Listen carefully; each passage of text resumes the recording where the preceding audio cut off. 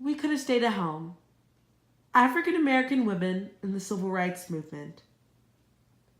While many people believe that the Civil War ended slavery in 1865, by 1877, the federal government began to withdraw its troops from the former Confederacy and allow the states to once again manage their own affairs. While the South could not force African Americans back into slavery, the state governments in the South slowly started to once again create a two-class system to keep African Americans separate from whites.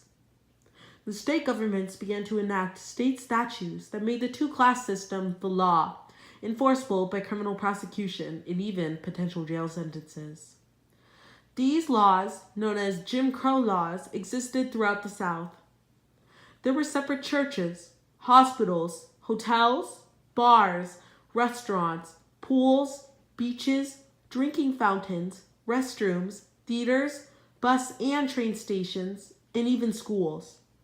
The Supreme Court in 1896, in the case Plessy versus Ferguson, held that separate but equal facilities for blacks and whites was legal.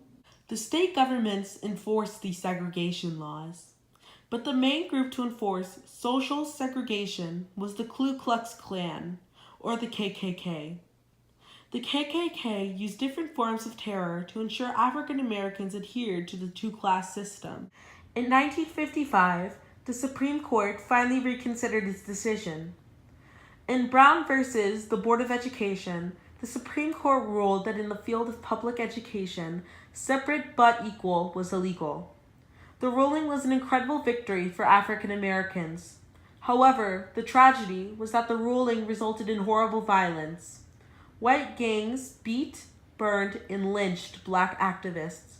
While the Supreme Court's ruling in 1955 was a triumph, it did not end segregation or grant African Americans civil rights in America. Instead, it took African Americans joined by their non-black supporters to fight for their rights. For the next 13 years, the Civil Rights Movement, a mostly non-violent campaign, worked to finally force the end of legal and cultural segregation. While everyone is familiar with the male leaders of the Civil Rights Movement, Dr. Martin Luther King Jr., John Lewis, and Roy Wilkins, African American women activists are often presented as shadow figures or heroines of circumstance in the movement. That could not be further from the truth. I want to introduce you to three of the most influential women in the Civil Rights Movement: Rosa Parks, Daisy Bates, and Diane Nash. Their triumph is that they successfully led important national events facing the same racial discrimination as their male counterparts. Their tragedy is that they were not permitted to be the face of the movement as national leaders due to the gender discrimination in the movement itself. On December 1st, 1955, Rosa Parks began the Civil Rights Movement by one powerful act. Parks refused to give up her seat on a public bus to a white citizen as required by a law enacted in 1945 in Montgomery, Alabama. Segregation laws in Montgomery allowed blacks to ride the same buses as whites, but they had to sit in the back of the bus in a roped-off area. If the bus became crowded, and there were no longer seats for whites, the bus driver would stop the bus and move the rope back, forcing blacks to give up their seats. Rosa Parks, who was a local activist, refused to move. Parks was arrested and charged criminally. Her act of defiance was the beginning of the first major organized protest of the Civil Rights Movement, the Montgomery bus boycott.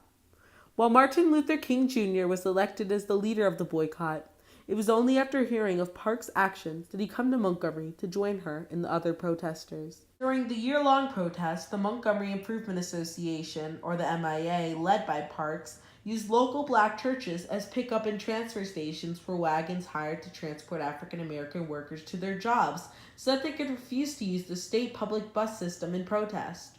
Due to Parks' persistent campaign and leadership, the protest was successful. The tragedy is that King received recognition as the leader of the boycott. The MIA was not going to allow a woman to be the face of the protest.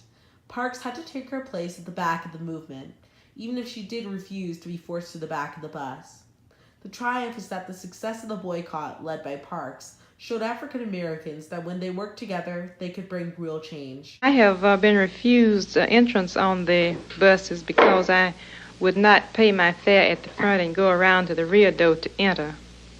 Let me have that again now. You mean you pay your fare at the front and then we're forced to walk around and enter into the rear door? Yes, that was the custom if the bus was crowded up to the point where the white passengers would start occupying. Daisy Bates was the NAACP branch president in Little Rock, Arkansas.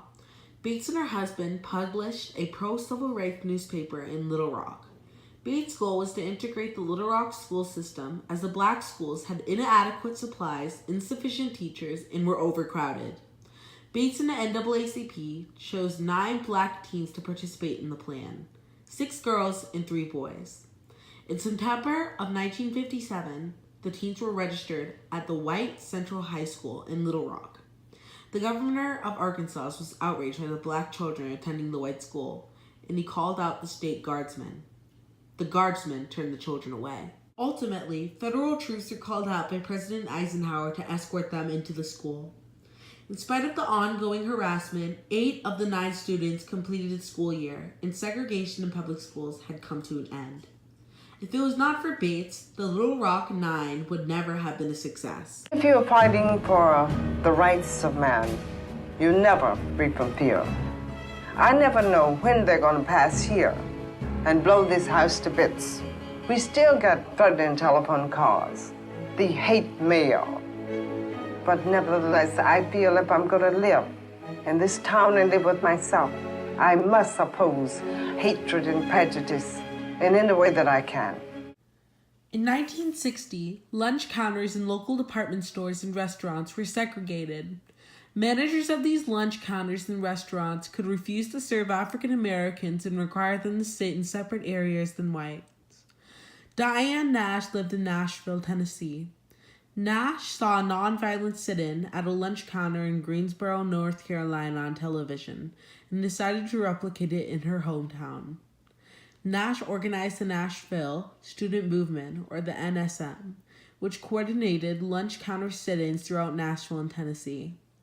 Young African Americans would come into the store or restaurant and sit quietly until closing, only to return the next day. While the sit-ins were nonviolent, they resulted in violent attacks by white segregationists, threatened by their success. The segregationists poured itching powder, ammonia, and other irritants on the protesters. Nash also helped organize what became known as the Freedom Rides. The Supreme Court had ruled that segregation on interstate travel was illegal, but in the South, local authorities continued to enforce the segregation laws on buses and trains.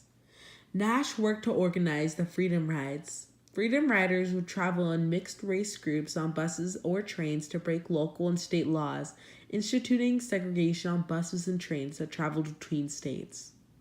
The tragedy of Diane Nash is that, because she worked with organizations with strong male leaders, her efforts in the civil rights movement have been overlooked historically.